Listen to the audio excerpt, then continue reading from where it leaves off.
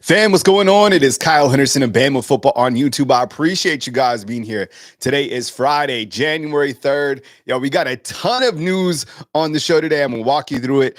Thank you very much for watching today and this week. The transfer portal is fluid.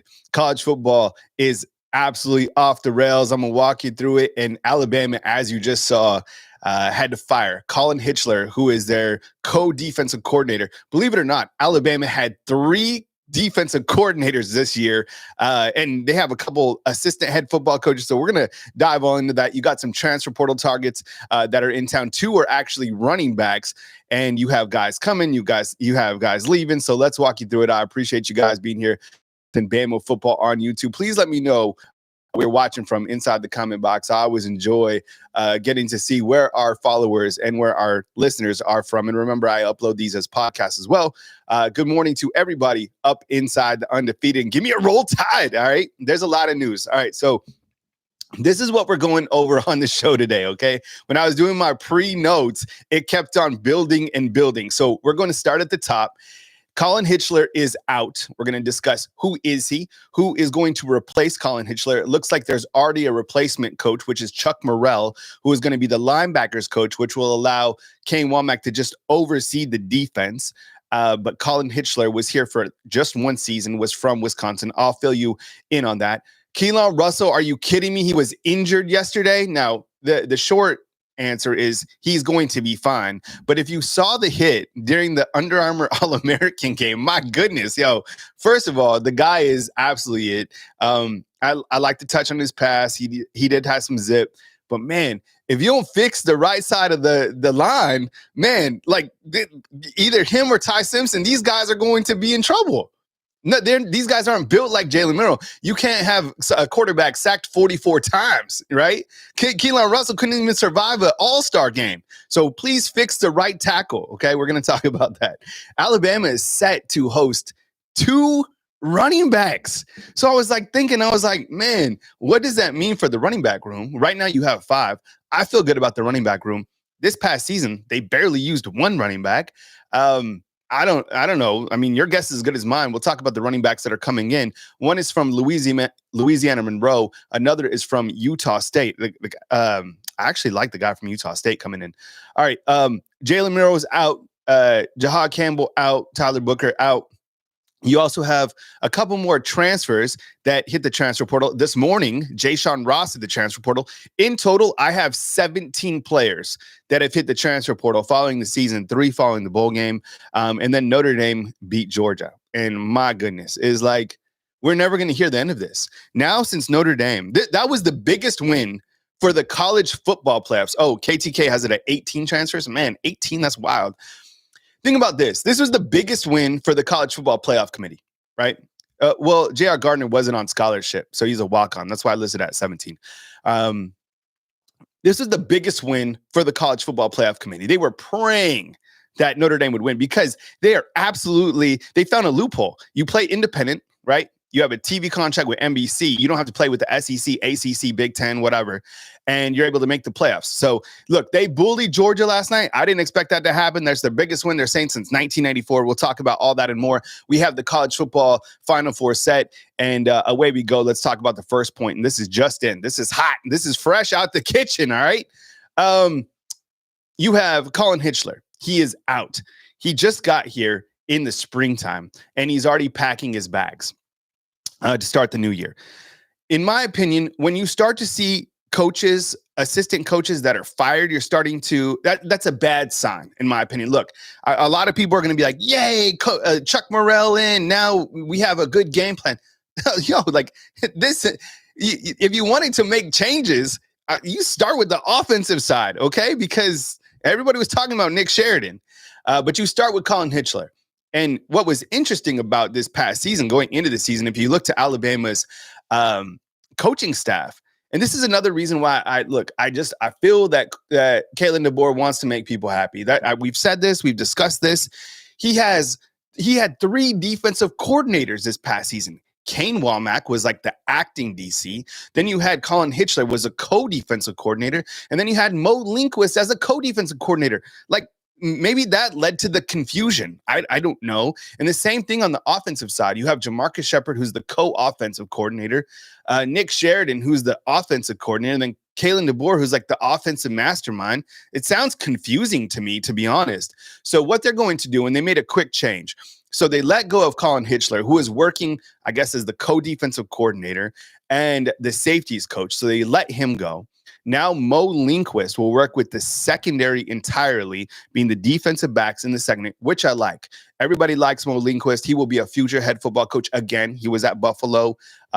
He will be a head coach again. He won't be here long. This will probably be his last season here if he doesn't get another head coaching job this spring. And then that allows Kane Womack to just focus on the defense, just be the defensive coordinator. And then you have Chuck Morrell, the guy pictured on the left. They both have beards. This guy has a little bit more white in his beard. He's been with Coach Kalen DeBoer before. Now, when Coach Kalen DeBoer was coaching up in the Dakotas, this man was his defensive coordinator for a short stint of time. He was most recently, again, his defensive coordinator. I'm talking about Chuck Morrell at Washington. So now he will be the linebackers coach. You will have the wolf position, old outside linebackers, being led by Christian Robinson, and that will allow for Kane Womack to just be the defensive coordinator. I don't know if this is good. I don't know if it is bad. To me, it seems that when you start making changes to your coaching staff, you've heard from the administration. Maybe you're like, hey, some things got to change. This isn't the standard. 4 games. The brand is solid, but what's your game plan going into the spring, Kalen? Because there was a defense, and there was a lot of times we didn't make adjustments, and teams ran the same plays that they're running since Vanderbilt. I don't know. So Chuck Morrell is in, and this year he was with Alabama. He had a title as special assistant to the head coach, former title that Butch Jones carried when he came to Alabama for Coach Saban. And as I mentioned, Kane Womack will just be the defensive coordinator, and Mo Linquist will be the co-defensive coordinator and the secondary coach. I don't know. How are you guys feeling about, what is this? Before I move to my next slide, and I appreciate you guys being here, what does it mean to you that Coach Kalen DeBoer is making changes to his coaching staff? Do you like it? Do you need more time to think about it? This all just happened literally within the last hour. Is it good? Is it bad? I don't know. Colin Hitchler, never really heard about him. It's just weird to me that you have a bunch of assistant head coaches. Like, for example, Freddie Roach is an assistant head coach. Robert Gillespie is an assistant head coach. So it's don't be mad. Just name the coaches what they are. You're the running backs coach. You're the linebackers coach. Seems like there's too many I need to make you happy. You happy. You happy. Just name the guys. Yo, Trey Dorsey inside the comment box is saying, referring to Drake Kirkpatrick Jr., who's a safety here at the University of Alabama, screenshotted and say, thank God they fired my safeties coach, Colin Hitchler. I looked at Drake Kirkpatrick's Instagram channel. I didn't see that. People could Photoshop things very easily. I didn't know, if he posted that or not, but I saw it and I thought it was absolutely hilarious. So, is there some relievement? No idea. But that's the news right now is Colin Hitchler is out. Chuck Morrell is in. If you're looking at this graphic, Chuck Morrell has a little bit more salt and pepper in his beard. He is the new linebackers coach. And you have Christian Robinson working with the outside linebackers coach. Oh, Trey was on Snapchat. All right. Yeah. I don't know. I don't have Snapchat. I saw it on Instagram though. And we'll see. Either way, I'm sure, if that exists, that's absolutely comical. All right, the other thing that I want to hit on when we're looking at headlines today, who had an opportunity to watch Keelon Russell play in this Under Armour game? The thing about it is you had the Under Armour All-American game taking place at the same time as Notre Dame and Georgia. So I was unable to put the YouTube TV split box on. So what I did was I watched this Under Armour All-American game. I wanted to see what Keelon Russell brought to the table. And the thing about it was he is the guy that we want him to be. I guess the only criticism that I have on him is he looks a little light. I think he's 180 pounds. 180 pounds isn't going to survive long here in the SEC, specifically when you don't have a right tackle. Jalen Milroe is about 235 pounds. He's the most well put together individual. He looks like Derrick Henry, seriously. Like he was sacked 44 times last season. I don't know how many times this season. How many times you see Jalen Milroe stand? Honestly, I have a question for you inside the comment box. We have 630 watching. You saw Jalen Milroe go down how many times? 44 last year. I don't know, 25 times this year. How many times did you see during Jalen Milroe's career, did you see him stay on the ground? Zero. That guy popped up every single time. Keelon Russell yesterday, this poor kid was hit so hard. His body was contorted. I thought it was like a very serious injury.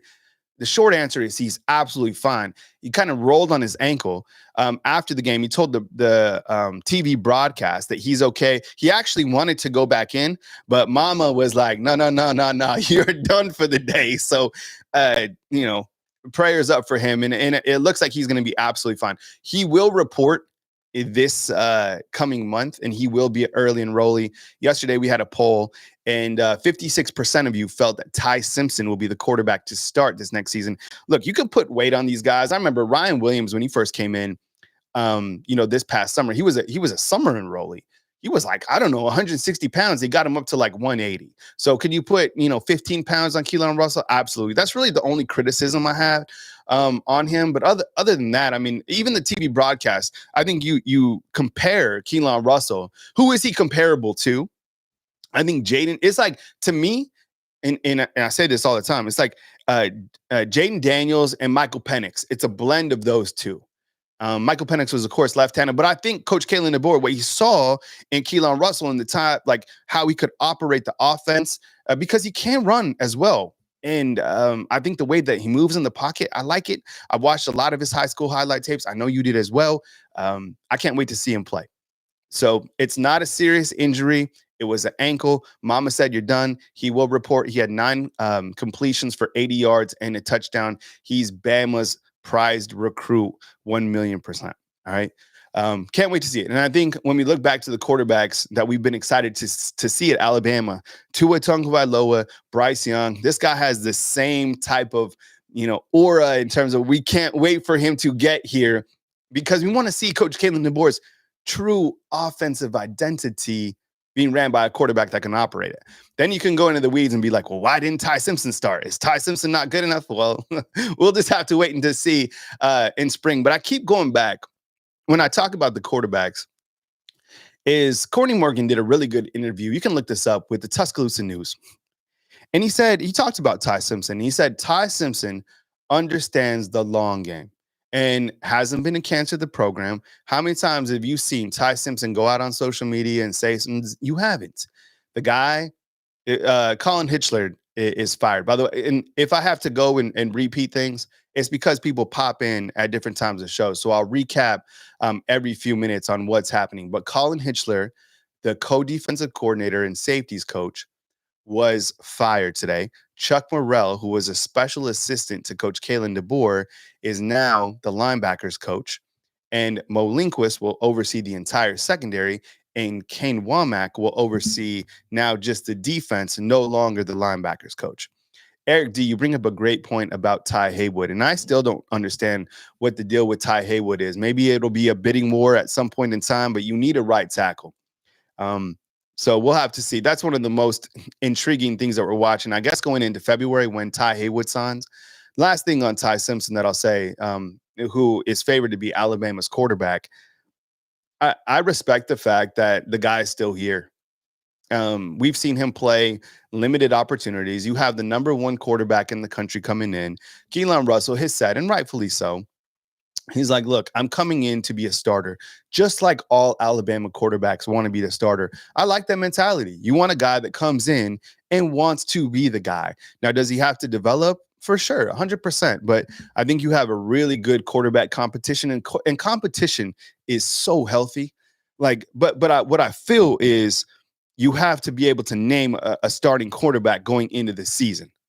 And Coach Kalen DeBoer will do that based on the skill set of each of these guys. I think like the heavy favorite going in, just because he's been here, has to be Ty Simpson. I mean, so we'll see what happens. Does that mean that Ty Simpson is a starter for the whole season? I don't know. But his job has to be 1,000,000% to play the best player at the position, whether that's Keelon Russell, whether that's Ty Simpson. Today on the show, we have 827 on. If you could take a minute and just hit the thumbs up. I only say it one time. I appreciate you guys. Helps the video's performance. I'm a content creator. I appreciate you guys allowing me to be on this platform talking Alabama football. Put a lot into the graphics. Every single morning, I want to make sure you have something visually to look at. These are the headlines today that we are tracking. Colin Hitchler is out. The short answer is he was the co-defensive coordinator and safeties coach. He was here for one season. He has been fired as of today. Chuck Morrell is the special assistant to Coach Kalen DeBoer. He will now be coaching the linebackers. Keelon Russell was injured during yesterday's All-American game. He is going to be okay. It was a light ankle injury. Alabama is set to host two running backs, which we will talk about next. Jalen Milroe out. Jahad Campbell out, Tyler Booker out, more transfer portals out. I have it at 17. And we'll talk about Notre Dame beating up on Georgia on the back end of the show. Patriot Life in with the 30 spot. TGIF, I appreciate that. Patriot Life, always helping build the community right here on Bama Football on YouTube. It's interesting. Are you surprised? Okay, let me ask you this, because I am. Are you surprised that Alabama is hosting not one running back from the transfer portal, but two running backs from the transfer portal? Yes or no? Type Y for yes, type N for no inside the comment box if you're surprised that Alabama is hosting two running backs. To me, I am. Avery, what's up, man? I appreciate you. Thank you very much for being here. That's my question. I'm like, why? Because let me show you this graphic real quick before I talk about the running backs. What's wrong with this running back room? I see depth. I see a variety of running backs that are power backs, that are bigger backs, like a Daniel Hill. He's like 220. A speed back like Kevin Riley or A.K. Deere, who's just getting here. A Richard Young, who I think is a blend of some of these older style Alabama running backs. And Jan Miller, who is an all-purpose back, right? So I don't understand why Alabama is hosting two running backs unless they feel that a running back might hit the transfer portal. Carlos is saying that they're not productive, so maybe they need another running back to be added to the room. I think you could look at that as 2 coins for sure. I like looking at things from two ways, 100%. So you have Draylon Washington out of Louisiana Monroe. He's coming in last season for the Raging Cajuns, 73 carries for 478 yards for 478 yards. He's 5'10", 225 pounds. All right, 224, whatever. I like those type of running backs, to be honest, like a bowling ball style of running back. So we're talking about Draylon Washington out of Louisiana Monroe. The running back pictured is actually Rahsul Faison out of Utah State. And if you look up his highlights, pretty nice.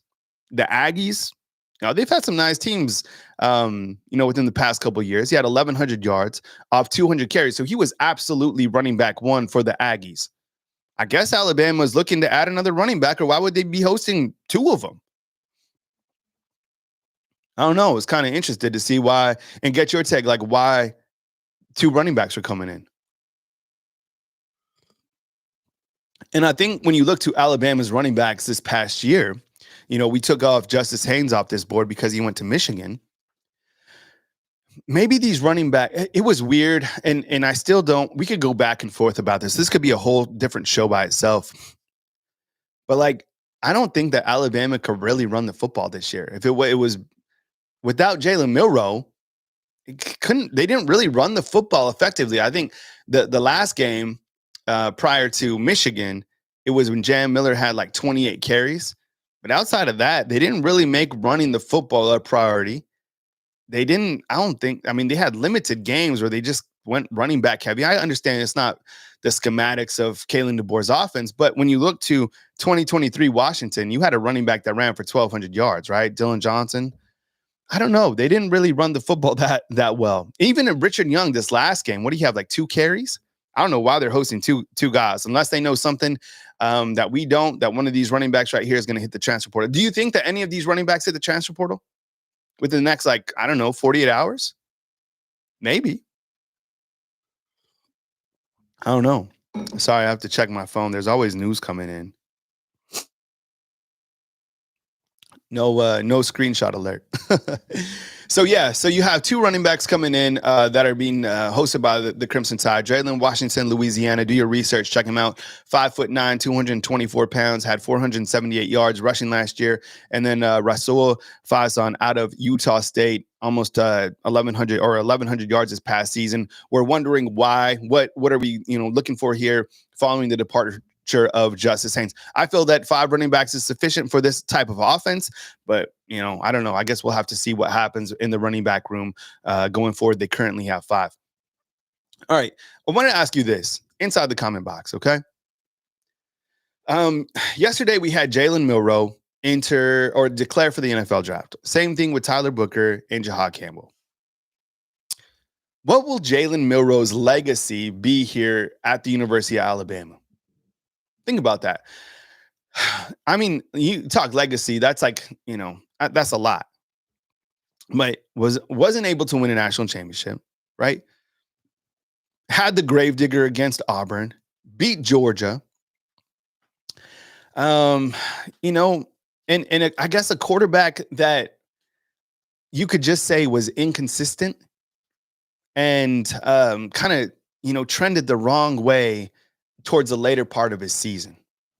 This guy you could also look, he was you could say he was a one-read quarterback that he regressed, but you could also say that he had a hell of a lot of offensive coordinators too. A lot, all of it is on Milroe at the end of the day. All of it is on Kalen DeBoer for keeping him in at the end of the day. But also, facts of the matter is like the guy also had a bunch of deep offensive coordinators. Sarah Crane saying it was bipolar, playing with crazy Milroe. And that's a great point. Up, down, up, down. Who do you have? Let's recap this. He had Bill O'Brien, Tommy Reese. I guess you could say Ryan Grubb for like 2 weeks. And then he had Nick Sheridan. So 4 offensive coordinators. But at the end of the day, it's on him. I mean, look, it just legacy, when you talk about it, he was a captain. I think at the end of the day, what people will remember him for is probably, his inconsistent play and the fact that he was a quality individual, right? It was like great guy, great, ambassador for University of Alabama, just couldn't get it done and proved what a lot of naysayers thought is that he wasn't going to be the guy and that he couldn't get it done. And he eventually did it. But I don't think anybody could question his character. And that's probably what it comes down to, right? We got another super chat in from John Sherfield. What's going on, man? Ryan Grubb is on the hot seat after year 1 in Seattle. Your thoughts? I appreciate the super chat, man. Thank you so much. I think when you look to Ryan Grubb, look, the NFL don't play. So you don't have a productive year, you get fired 1,000,000%. I think Alabama fans would love for Ryan Grubb to come back and be with Coach Kalen DeBoer. The rumor is that his wife doesn't like Tuscaloosa. I have no idea. That's what people say. That's the reason that Ryan Grubb doesn't come here. That's all we hear. Because I think Coach Saban wanted Ryan Grubb in 2023 to be the OC. I think you bring back Ryan Grubb. I think Alabama fans are excited. I think, the offense probably, has the identity that we're going to see regardless with another quarterback operating the offense. Who is the true quarterback guru? Is it Kalen DeBoer or Ryan Grubb? I don't know. These guys, this is the first year that they haven't been together since 2007. I don't know. Jahad Campbell leaving. We knew that he was going to leave. He's one of my favorite players on the defensive side of the ball. If this guy slips past 15 and he goes from 15 to 30, if he goes in round 2, my goodness, this guy is the biggest sleeper in the draft on the defensive side. I'm still surprised that Dallas Turner slipped all the way to 17 this last year. So Jahad Campbell will be a first round guy in my prediction. I think he'll show out during the NFL Combine. And Tyler Booker, from what I've seen, he looks like a first round guy as well. He is going to show really well in the Combine. He is going to interview extremely well in the Combine. He's been the spokesman for University of Alabama for the past 2 seasons, right? Still waiting on a few guys to decide if they're going to come back, like Damani Jackson, Jeremy Bernard. There might be a couple other guys. And then, as you know, LT Overton's coming back, Parker Relsford coming back, Jan Miller coming back, which are all great additions for Alabama going into 2025. Let me recap the top of the headlines, because a lot of people coming in trying to figure out who was fired. That is Colin Hitchler, who was the co-defensive coordinator and the safeties coach, spent one season with the Alabama Crimson Tide. He has been fired. Elevated in his role has been Chuck Morrell, who was the special assistant to Coach Kalen DeBoer. He will now serve as the linebackers coach, allowing Coach Kane Womack to just oversee the defense and Mo Lindquist to just oversee the secondary. I would imagine that Keelan Sabb is returning as well. I think that's one of the guys, maybe if he stays healthy the entire year, maybe he goes to the NFL, but because he was injured, I think he's got to come back. Same thing with Deontay Lawson. Deontay Lawson, another guy who I thought at the beginning of the season would be an NFL guy, because he is an NFL guy, but I think the injury probably cut that short a little bit for this year, which is, unfortunate for him. But the good thing is he can still have a good NIL deal, still have a very productive 2025, and still go to the NFL. So actually, when you look at it this way, Alabama's getting Deontay Lawson back, probably. Keelan Sabb back, probably. LT Overton back, for sure. Maybe Justin Jefferson back. I mean, that is 4 starters. Damani Jackson comes in, which I don't think is going to happen. But if he did, that's 5 returning starters. Xavier Brown, that's 6. Tim Keenan, that's 7, right? I mean, I guess you could go to 8 or 9. I didn't even think about that. But if those guys, like, we're waiting on Tim Keenan. What if Quay Russo comes back? That's 9. Jamarian Latham, he could come back. That's 10. That's actually, now I'm thinking about it, that's a lot of returning players on the defensive side that could come back. I just thought of that. All right. In case you missed it, Alabama is set to host 2 running backs. I'm not going to go. I already went over this graphic, but Draylen Washington and Rahsul Faison out of Utah State. Those guys will be visiting Alabama. We don't understand why, because Alabama has 5 running backs. Maybe they need a little bit more depth here. 6th, you also had a preferred walk-on. Gardner hit the transfer portal as well. I don't count those guys as, like, if they're not scholarship, I don't count them to like my 17, but I guess theoretically you could say 18 or whatever. We talked about Milroe, Book, and Campbell all leaving. We wish them well. Can't wait to see where they fall in the NFL draft. Like I said, I have Alabama at 17 in the transfer portal. And I'll put up a graphic at some point that shows all of the players that hit the transfer portal. Let me ask you this while I talk about this graphic. Who is the biggest loss that hit the transfer portal? When I look at the big board, because I have a board that shows like 14 of them, I need to add Jaron Hamilton, Amari Jefferson, and Jayshawn Ross. I think like there's not like cataclysmic like losses. There's some guys like Devontae Smith, you could say a returning guy in the secondary. Caleb Odom, because I feel like his ceiling is really high as a wide receiver. Justice Haynes, but was like Justice Haynes, we don't know how good he is. I mean, obviously Caleb Downs, the year before. But sometimes in this transfer portal world, and I'm not trying to walk you off the ledge because we don't know the truth to all of this, but sometimes a lot of these guys get processed out, or they're just buried on the depth chart and they're never going to play anyways. Like, for example, let me show you something. Jaron Hamilton and Amari Jefferson. Those guys were from that wide receiver room. Amari Jefferson was the 6th wide receiver to hit the transfer portal. Okay, 6th. And I think a lot of that is because they were buried on the depth chart. Hey, William, yes, LT Overton is staying. But Jaron Hamilton and Amari Jefferson, I think they hit the transfer portal because they're buried on the depth chart.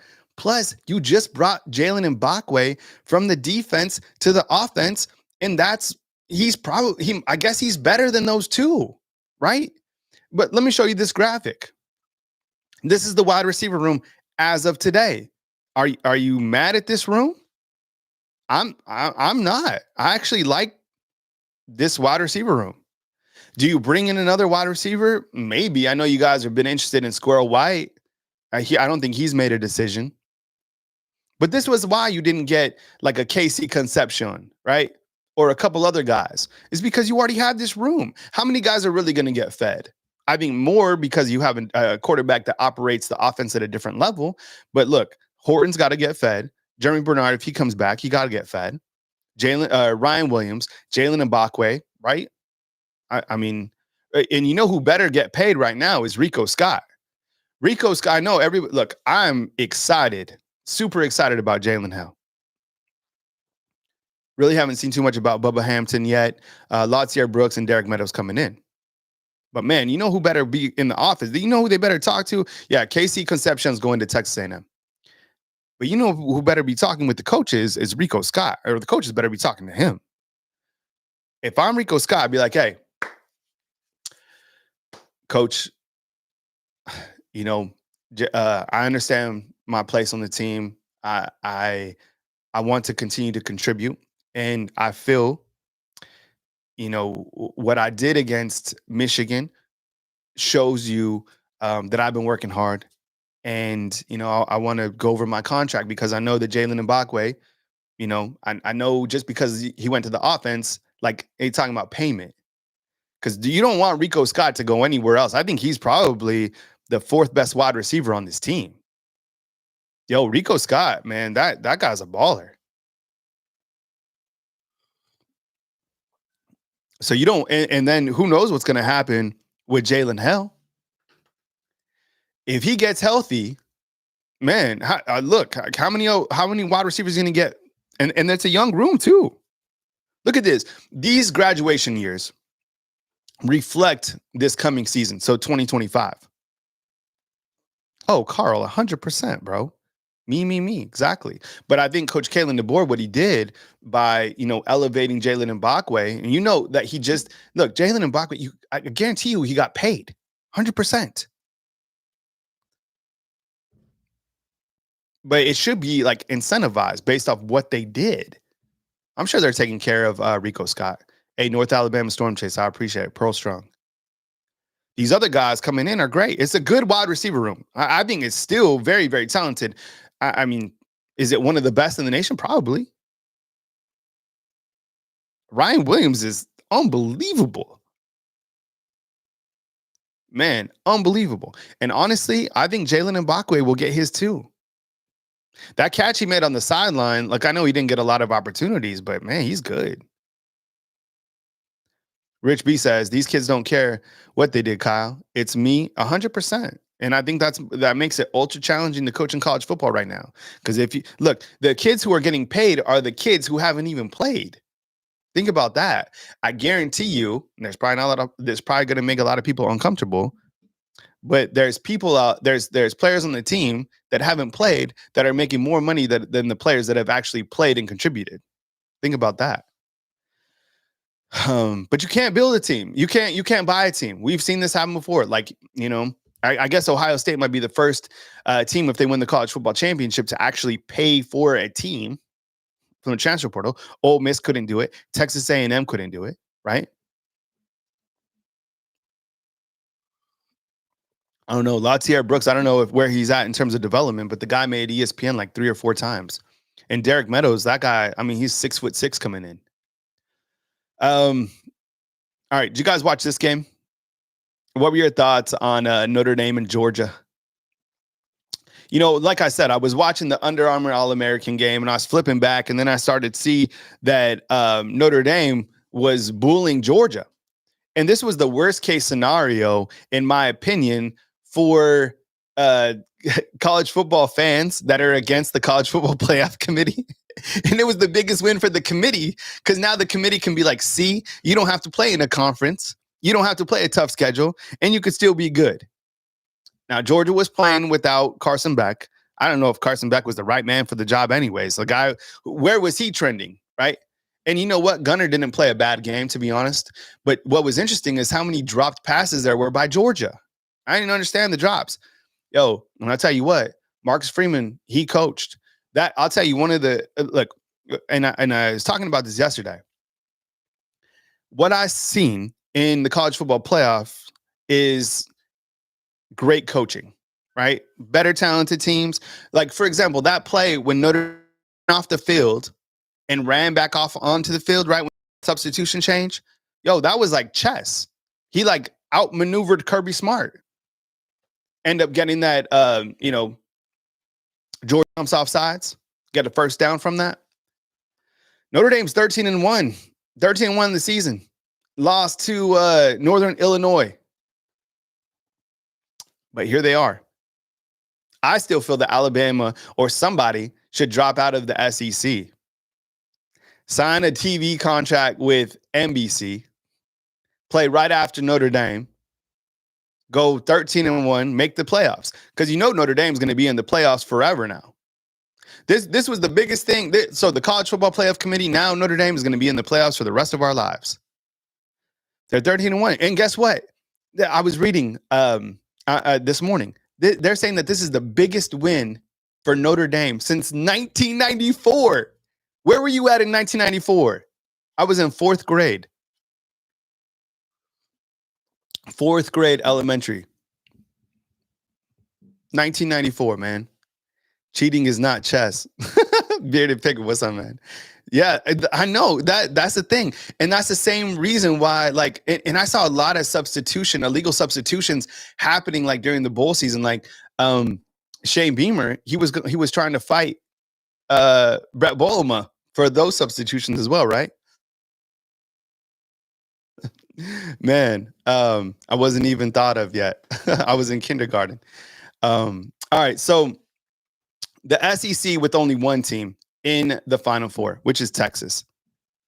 Let me ask you this. When you're looking at this with the college football playoffs, what has been the biggest surprise so far?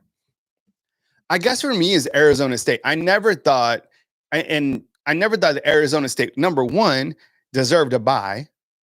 Number two, that they should have beat Texas. I think a lot of it comes down, maybe, I guess you could say to that, what was that, helmet-to-helmet call that didn't get called?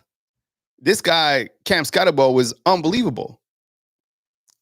Quinn Ewers, 322 for 3 touchdowns. I saw a lot of good quarterbacks, a lot of better players, a lot of better teams in Alabama football. And I'm on record saying that Alabama should have been a playoff team. I feel so embarrassed for saying that because I think the only team that I felt that Alabama could have beat, probably two teams from the playoff field, were Clemson and SMU.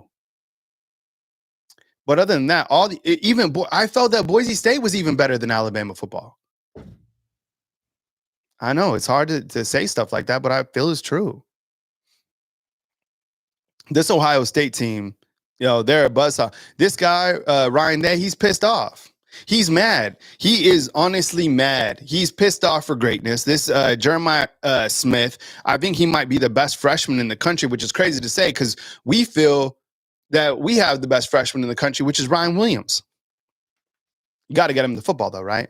James Franklin versus Marcus Freeman should be a good matchup. I don't know. It seems like Penn State had an easy route, having to go through SMU and then to Boise. Now they got Notre Dame. We'll see what happens. But I think you're going to have – let me ask you, who wins? Who wins, Ohio State or Texas? I would imagine a lot of you are going to say Ohio State. Type O for Ohio State, type T for Texas inside the comment box. I think Ohio State. What's the early line on this game, Jarvis? I'm going to put it at Ohio State 5.5. And I'm going to say Penn State, Notre Dame. I'm going to say, Notre Dame 1.5. Almost like a pick 'em. KTK seen -6 Ohio State. Is that official? I don't know. I think Ohio State's got to be like 4.5 favorite. I don't know. Let me know. Oh, okay. Ohio State -6 is the official line. Thank you, KTK. What about this Notre Dame Penn State game? I'm going to say it's a pick 'em. 1.5. That's what I'm saying. I don't know. I mean, the Final Four, look, I'm excited to watch it. And again, I wanted to say thoughts and prayers to the people out in New Orleans that were impacted. Absolutely terrible. I love New Orleans so much. That is one of my favorite cities. I can't wait to go back. And man, just absolutely crazy, you know. So let me recap it one more time in case you were just dipping in. You're like, who the hell was fired? Well, the guy who was fired today was Colin Hitchler. He was the co-defensive coordinator and the safeties coach. All right. Replacing him, well, you'll have Mo Linquist, who will just coach the secondary. And then you will have Kane Womack just overseeing the defense. And then you will have Chuck Morrell be elevated to the linebackers coach. Bugle 1988 is like New Orleans is a dump. Look, New Orleans is grimy. It stinks. It's smelly. It's like, yeah, there's a lot of that. There's a lot of truth to that. But I love the music. I love the food. And I have respect for the people there that because a lot of those people could have left New Orleans, but I admire resiliency. So, and plus they love the Saints, man. They respect the Saints. Armpit of the South. Oh, you know what else is really good about New Orleans too? Is has anybody been? So I used to live in DC, right? So I would go to all the museums when I was in DC. Well, I lived in Alexandria and I lived in physical DC years ago. So I love museums, tons of museums. But has anybody been to this World War II museum in New Orleans? I'm serious. You will need 2 days to see this World War II museum. You can't see it in one day. It's too big, and the details are so fun. It is I think it might be my favorite museum. That's my number one museum, and I think number two is the Boston Museum of Fine Arts. T and I went to that museum this summer. It's the most if you're into World War II, who isn't? Like I am. You know, I know you are too.